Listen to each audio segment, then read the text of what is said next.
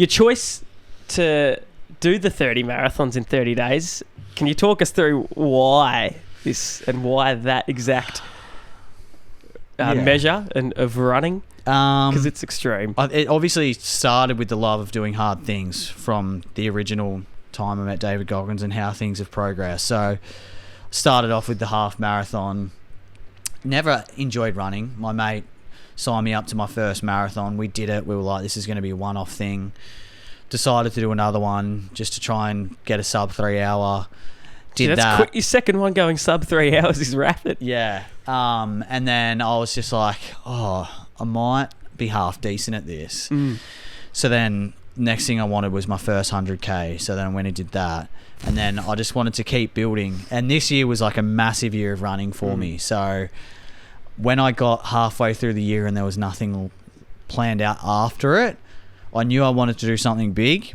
I knew I wanted to push myself, and I knew I wanted to make a difference in the mental health space, specifically Geelong. And I just wanted to run. I was like, I'm going to run a marathon every single day for a certain period of time. I'm going to do it while working. And it just happened to land in November because when I made the decision, gave me 5 months to train for it still. And I was like, it's going to be a beautiful time of the year. I'll do one every single day in November. And that's just how I came up. There's no reason it was 30 days. The 30 days is just because it was 30 days in November. Yeah. So it was, again, that kind of wake up and like you decide to run a marathon, decide to run 30 in a few months' time. 100%. Like, I was reflecting on this the other day, and I think every decision, all my success in the last year in running has been made off a decision that's popped into my head on a random day, and I've committed to it there and then. So I remember I ran UTA 100, which is a ultra trail race through the Blue Mountains, 100 Ks, 4,500 meters elevation. That was in May this year, and we were traveling last year. And I remember we're in Austria, sitting at a table having a few red wines, and my mate sent me a message. I'm doing this. No, he posted on his story, UTA, his registration ticket, and I just replied to him, not alone, you're not. And like the next 5 minutes, bought the ticket. Wow. And then I'll just force myself to go do this really hard challenge I'm going to have to train for. But it was the same thing with Project 30. One day I just thought, I've got to do something like this. And that day I messaged Sean Bell, shout out Sean Bell, who's my coach. And he broke the record for running around Australia last year. Wow. So that day I messaged him. I think we jumped on a phone call that day or a few days after, and it was locked in. And then I went and told it. So after I made that decision, it might have been a one-day decision. Then I went and said to my partner and other people, I said, I'm going to run a marathon every day in November. Wow. Did the idea, I mean, I know you made up the idea. I'm assuming it didn't scare you. This was one of my questions. Did it, like, were there any hesitations at all or anything that was like, I don't know if I'm going to actually go ahead with this? But you seem like a bloke that's like, I'll do it when I say it. No hesitations. Yeah. It obviously scares me. I think it was so far in the... when you plan it so far in the future, you can't get like the initial fear, but the reason you do it is because it scares you. The reason you do it is because you're like, this is hard, this is really going to challenge me. I want to put myself in a position where I'm going to want to quit multiple times and just have to find a way to get through, because that's just where I found the most joy in life, and that's where I think you learn the most about who you are as a person. So that was the feeling I was chasing. Did you understand how brutal it would be? Did you have I mean, I know you've run this far before. Yeah. But 30 marathons in 30 days. I was naive enough to think I'd get through a lot easier. Yeah. So when I signed up for it, I wanted to do it in August, which was like 2 months away. And my coach was like, why do you want to do it in August? And I was like, well, the Sydney Marathon is on the 31st of August, so my last marathon will be Sydney Marathon. And that's what I wanted. Yeah. But we made like the sensible decision to do it in November, which I was happy with. But the whole time I was training for it, it was just lingering there. I was like, I want it to start right now. I want to do it right now. Because I thought I was ready. But I trained very hard over those 5 months, and I thought I'd get through uninjured, unscathed, and I think I was injured by day 12 or 13. Still not even halfway. No. The fact that you got through that, unbelievable. Did anyone try and talk you out of it? Or was everyone like? Was there anybody that's like, or at least saying you're not going to do it, mate? So most of the people's reactions are like just shocked. Yeah. A lot of people know, oh, this is the type of person that I am. So that doesn't surprise me that you're gonna either attempt it or do it. There was a couple people that I wouldn't say, maybe not so much accepting of it, were like, this is kind of detrimental to your health, like you're going too far doing this, pushing yourself. And well, yeah, it's kind of like the reason you do it. Not the fact that it's detrimental to your health, but the point of is you do take it a bit too far, and then you realise that you can do it. And then I had a couple people afterwards who have always been supportive of me that said, when you said you're going to do this, we thought, no, you're not. Like, you're not going to do this. And then I did it, and they're like, you know what? Good on you. Yeah, you did it. Yeah. What day or part in this whole month of running was the hardest? Because you said day 12 it really got to you. Would it be that day exactly? It's funny because, like, there was a complete difference between the hardest day mentally and hardest day physically.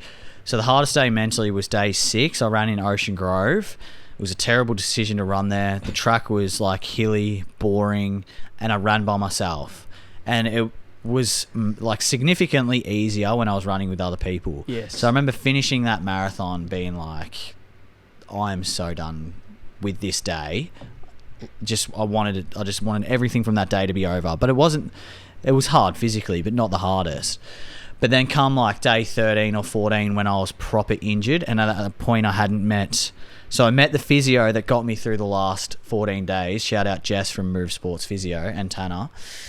They are truly the two individuals that got me through the second half of the challenge. I didn't meet them until like day 15. So day like 13, 14, I was trying to fight this injury off my own back and trying to figure it out. And those days were extremely hard, difficult. Well, what I was going to ask was... I mean, these questions I had but I'm going to ask you anyway, because I'm assuming there's going to be a no, but was there a moment where you woke up and thought you actually couldn't get it done? But you seem like a bloke that's like, I'm always going to get it done. Yeah. So it's kind of a question that probably is self-answered. Yeah. I told myself, no matter what. Yeah. From the very start, I had it on whiteboard, I had it in my mind every single day. Never, ever would I question myself whether it was not going to get done. Yeah. From the very start, I knew if I was going to have to walk a marathon every day, I would have done it. Yeah, okay. When you're like in intense pain and... if there is a thought where you're, not going to make it or whatever, or you're really struggling, what do you do to overcome? Like, what do you think in your mind? Because I know when you were talking about that run in Geelong where you're going down the hill, last K down the hill. Yeah. Is that the kind of things that are going through your mind, like just ticking off the Ks? It's funny because I feel like when people ask me a lot, like, what did you think about during the run? Yeah. And I just don't know. I don't know what I thought about. And it's the same thing maybe when pain goes in. A lot of the time I was thinking to myself, it's really difficult to get your brain away from pain when it's happening every single step. So the pain was happening when I was landing on my left leg. So now every time I was running, every time my left foot hit the ground, I was thinking to myself, is this pain getting worse? Or can I still feel that? Yeah. And then you're giving more attention to the pain, which makes it worse. It's like you're manifesting pain in your body. So there's a few different things that I tried. One is you try to meditate while you're running and bring yourself out of your body. So you try to picture yourself running, or you picture literally your surroundings, separate your mind from your body. And it's very difficult to do for a long period of time. You can do it for maybe, honestly, a kilometre. Well, I can anyway. I'm not super skilled in it. And then another thing you try to do is live in the pain, but that would just make it worse. Kill me. Yeah. It would kill me. So there's a lot of different things that you could try. In the end, I kept telling myself that pain is pleasure. Yep. And I'd be like, I'm love to be in this pain right now. This is why I do it. Yeah, when you say get your mind out of your body and you said picture the outside surroundings, is that like, can you elaborate on that? It's very hard to explain. Is it like imagining yourself or someone else and seeing you run by, or like imagining you as like a bird? Or almost. The way I picture it sometimes is there's like a drone following you. Yeah. and I can see myself running, and I Yep. try to focus on that, and I'm not actually the person doing it. Yeah, okay. So you're kind of watching yourself run. Yeah, it's Yeah. very difficult when you're in pain Yeah. because your mind just wants to go back to your pain because you can't think about someone else being in pain when you're the one physically feeling it. And then when you just like zone out sometimes and you might just be looking at someone or Yep. something and someone be like, what were you thinking about? And you're like, Yeah. nothing. Yeah. You try and get into that state. Yeah. You might try and zone out at the trees ahead of you. Yeah. And then that way you distract yourself from the pain. That's the best way I can describe it. You said day 6 was mentally the most painful, Yeah. and then you had other like physical pains. If you look at all the 30 days together and put them overall, what was more painful, mental or physical? Physical for sure. For sure. Yeah. Yeah. Were you surprised about yourself about completing it, or did you always know you were Nah. going to? Again, Yeah, same I thing. knew. Yeah. Yeah, always knew. I knew there's nothing that I would have stopped for. Yeah. The people that ran alongside you, how many were there? Oh, Because throughout the whole month, the support was incredible. I wouldn't know how many people all up, but from a massive range of people that I've known or who I know in real life, and then just like heaps of people, strangers from the internet and Instagram, because I'd post every single day, this is where I'm going to be, the run I'm going to do, and people jumping in. And how important was that to you to get through? So important. Because I said to myself, I'm going to do the first 20 days without headphones. And I did. And I think I ran like 3 days by myself in the total of the 30. Okay. And they were all significantly harder. Yeah. In some of those days, I was like, maybe run half a marathon by myself and half a marathon with people. Yeah.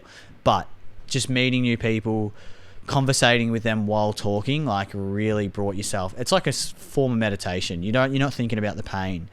And I actually had just really meaningful conversations with people throughout it because I was that guy who people were coming to for their both success stories in their own mental health, or maybe a lot of people who have been affected by suicide or mental health, like extreme unfortunate circumstances, but they were happy to come share it with me.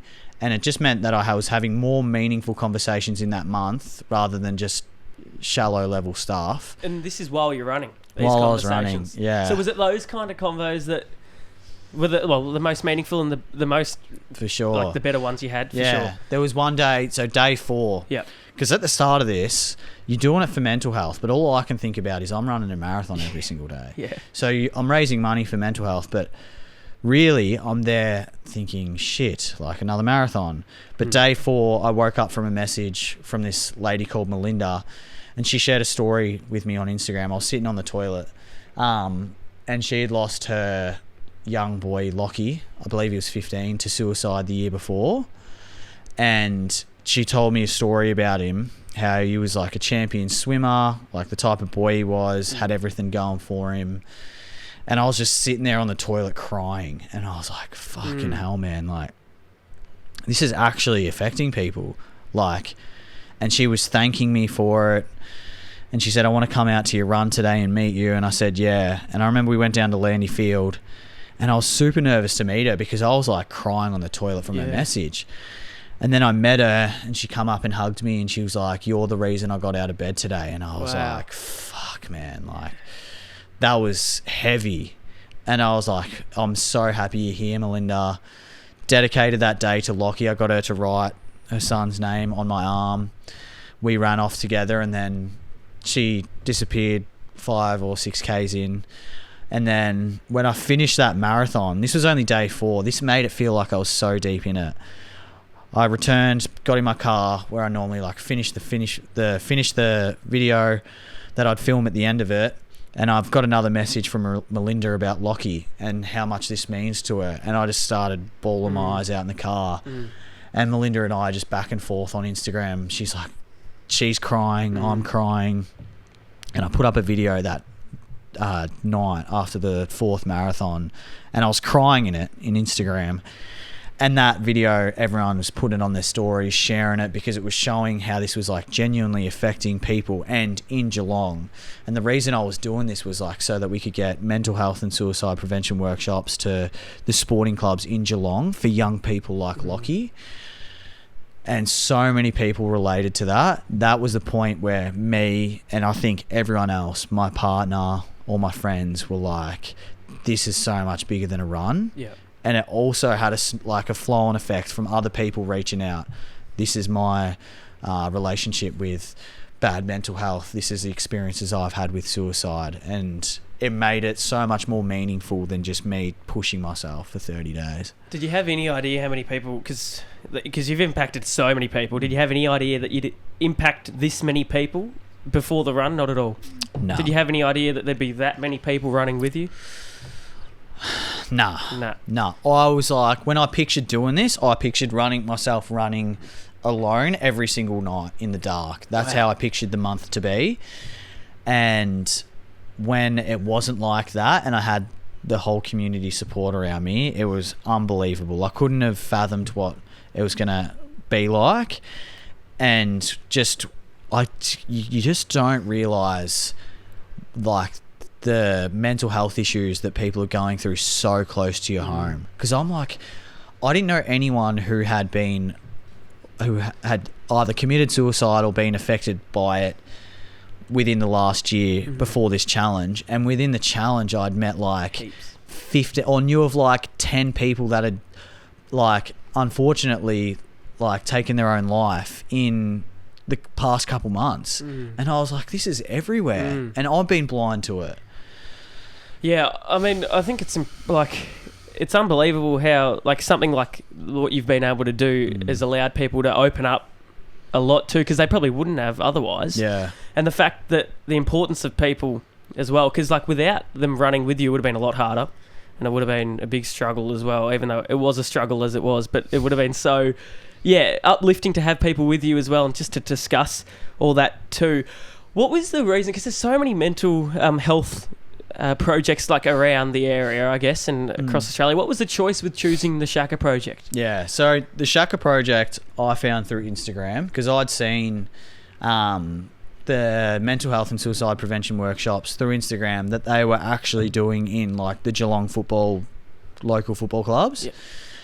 And the reason I chose them was I could have done it for Movember or Black Dog Institute or one of the big guys, but I knew that I could see where all the money was going towards with the Shaka project, and not to say that the other guys aren't doing amazing things. No, but I knew I got to meet the Shaka project guys in person. There's only 2 of them that work there full time. I could discuss with them how we want to go about it, where the money's going to go, and in that way, the people who were involved with it in the Geelong community felt like they were giving back to their own community, and they were. So I chose them. I didn't want...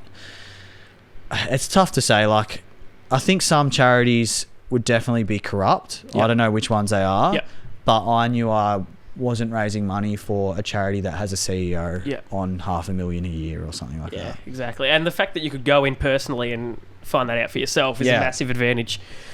When you crossed the finish line for the very last time, that was as you approached Landy Field, I think? Yeah. Along the Barwon River. Yeah. The first emotion, I'm sure there would have been thousands, but the first one that hit when you finished that line. Because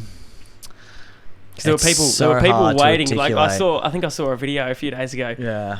A lot of people there, which was amazing. So hard to articulate because you picture that moment when you're doing the challenge. When I first decided to do that challenge, I pictured that moment. Like you manifest that moment. You want it so bad. So when you get there, I remember running up to it thinking, how am I supposed to feel right now? Like, I don't know what I should be feeling. And I was just fighting, I don't know. You want to feel it as much as you possibly can. That's the moment you do it for. And I don't know if I could articulate it in any word of how I was feeling. It wasn't relief. I honestly just felt like super supportive, and just emotional. When was the first time you really got to like reflect on what you actually did? Because in the moment you're probably caught up in all the external emotions. Because it's a big thing that you've accomplished. I think maybe when we went away, and we went away for a couple nights after it, and I just put the phone away for 2 days. We didn't see another human for 2 days, and I really just had some time to reflect. There was a few weeks after that where I'd try and live back in that moment to help myself reflect on it. But I think when I do these challenges, you do it to be present. It's like, the way I explain it to other people is it's literally the most present you'll ever be in your whole life, because nothing else matters but going through what you're going through at that time. Yeah. So I think I reflected on it almost straight away. Yeah, when you have a challenge that's 30 days straight, you almost reflect nearly every day, I think.